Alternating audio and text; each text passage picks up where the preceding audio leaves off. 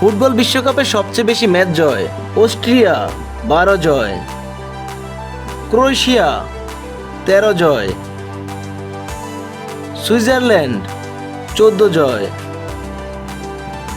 Hungary 15 Joy, Portugal 17 Joy, Poland 17 Joy, Mexico 17 Joy, Serbia 18 Joy,